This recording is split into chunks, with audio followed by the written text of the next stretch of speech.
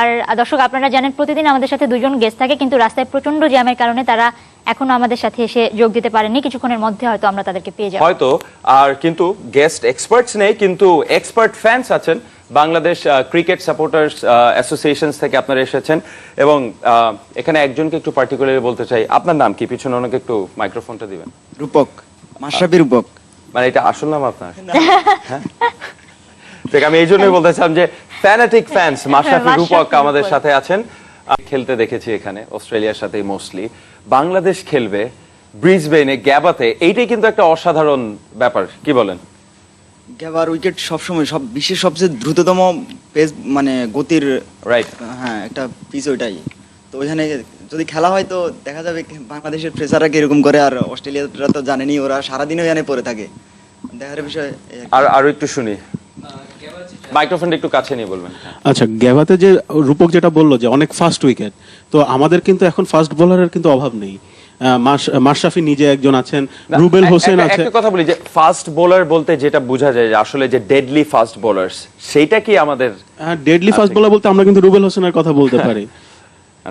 He is the one of the best fast bowler in Taskin Ahmed, no doubt.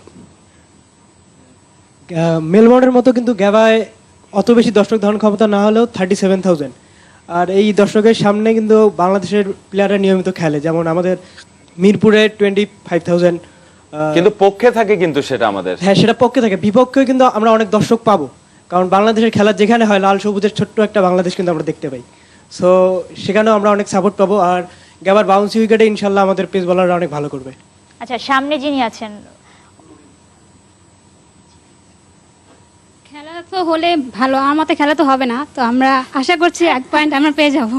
আচ্ছা, এই বাকি দুজনের কাছ থেকে শুনি যে চান কি, মানে মন থেকে বলেন যে অ্যাজ এ সাপোর্টার, যে ক্রিকেট মানে এক্সপার্টের মতো কমেন্ট করতে হবে না, আসলে বাংলাদেশি সাপোর্টার হিসেবে চান কিনা যে কালকে খেলা হোক? আসলে টুর্নামেন্টের স্বার্থে আমি চাই কালকে খেলা না হোক। গুড। কারণ কালকে অস্ট্রেলিয়ার সাথে আমাদের খেলা ছিল। আমি 1 পয়েন্ট চাই। জি, কালকে আমরা যদি 1 পয়েন্ট পেয়ে যাই তাহলে সেটা আমাদের টুর্নামেন্টের স্বার্থে সেটা ভালো হবে। আমরা আশা করি সেকেন্ড রাউন্ডে যেতে পারবো। আচ্ছা, এর পাশের জন যদি বলেন। সত্যি কথা বলতে কি, বাংলাদেশ এই মুহূর্তে আত্মবিশ্বাসে টকবক করে ফুটছে এবং আমরা শুধুমাত্র বৃষ্টির কারণে 1 পয়েন্ট পেয়ে যাব, সবকিছু ঠিক আছে, কিন্তু এজন্য আমরা বারবার বৃষ্টির দোহাই দিয়ে এড়িয়ে যাবো, ব্যাপারটা আমার কাছে ঠিক সুবিধার মনে হচ্ছে না। আমরা জিতে আসবো মাঠ থেকে, আমাদের আত্মবিশ্বাসে এতটা দুর্বল হলে তো হবে না। কারো প্রশ্ন থাকে, মাইকটা নিয়ে প্রশ্ন করবেন। শাহাদাতের ভাইয়ের কাছে আমার প্রশ্ন, প্লিজ। সেটা হচ্ছে যে আমরা দেখতে পাচ্ছি যে আজকের ম্যাচে পেস বোলাররা খুব ভালো করেছে এবং আমাদের জানি যে আমরা সাধারণত স্পিন নির্ভর উইকেটে খেলতে পছন্দ করি। বিশ্বমানের বোলার আমাদের দেশে খুব কম রয়েছেন পেস বোলারের দিক থেকে, কিংবা এরকম বিশ্বমানের বোলার তৈরি করতে হলে আমরা আর কি করতে পারি? একজন ফাস্ট বোলার হিসেবে শাহাদাত ভাইয়ের কাছে জানতে চাচ্ছি। শুনেন, বিশ্বমান বোলার হতে হলে আপনার শুধু উইকেট না, ফুড অনেক ইম্পর্টেন্ট, ওয়েদার অনেক ইম্পর্টেন্ট, আপনার গ্রোথ অনেক।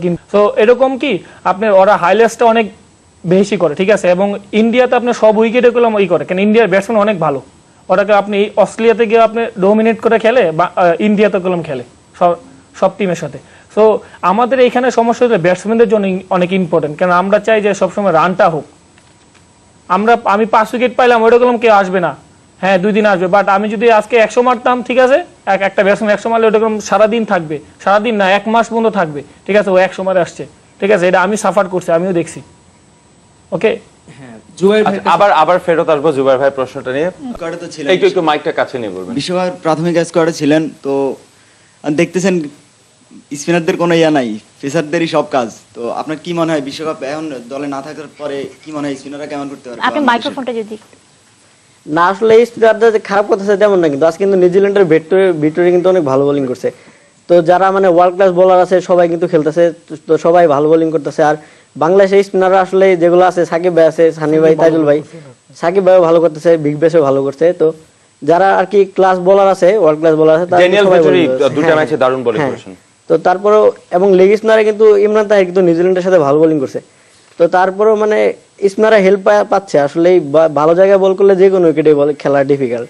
আর টার্ন তো বল করতেছে, দেখতেছি যে বল টার্ন করতেছে না এমন না, বল টার্ন করতেছে। তো যদি মানে বাংলাদেশে যদি স্পিনাররা খেলে, সাকিব ভাই, সানি ভাই, তাইজুল ভাই যারা আছে, তিনজনই আল্লাহর মতো অনেক ভালো বলার, তো ইনশাল্লাহ ভালো কিছুই করবে সবাই। আচ্ছা, আপনাদের সাথে আরো কথা হবে, অডিয়েন্সের কোশ্চেন আরো নিব, তার আগে একটা বিরতিতে যাব আমরা। সাবির, অডিয়েন্স আছে আমাদের সাথে, আমরা মনে হয় তাদের সাথে একটা কুইজ খেলে ফেলি ছোট করে। আর যেহেতু পুরস্কার হচ্ছে জার্সি, যে তিনজন বাংলাদেশের জার্সি পরে আছেন হাত তুলবেন না, আচ্ছা। আপনাদের তিনজনের জন্য। আচ্ছা, কোয়েশ্চেন হচ্ছে, বঞ্চিত হলেন। আচ্ছা, কোয়েশ্চেনটা হচ্ছে, অস্ট্রেলিয়ার সাথে বাংলাদেশ একটা ম্যাচে জিতেছে, সেই ম্যাচে ম্যান অফ দ্য ম্যাচ কে হয়েছে?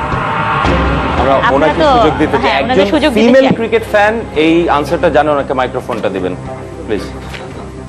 মোহাম্মদ আশরাফুল। ফ্যান্টাস্টিক, দারুণ ম্যাচ ছিল সাধারণ ভাই সেটা।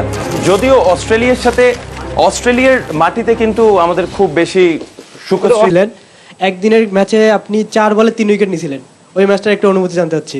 বাহ, দারুণ প্রশ্ন। ওই ম্যাচটা আর কি আপনার ওটা আমাদের ডারুনে খেলা ছিল ওয়ানডে। সো আমরা টসে জিতে আগে আগে আগে আর কি বোলিং এর সিদ্ধান্ত নিয়েছিলাম। তো ওই ম্যাচটা আপনার মনে হয় আমাদের জিতা ম্যাচ ছিল মেবি, কেন আমার 197 করছিল অস্ট্রেলিয়া। হ্যাঁ 197 করছিল। আমার লাস্ট ওভারে আমি যখন সবসময় তো স্লো ওভারে বল করি, তো যখন আপনার আমি ফার্স্ট উইকেট পাই নাই, তো ফার্স্ট 2 বলে 2টা উইকেট পাইছি, 3 নম্বর আমার ওইটা আর কি হ্যাট্রিক চান্স ছিল, তো ওই বলে আপনি আউট হয় নাই, তারপরে বল আউট হয়েছে।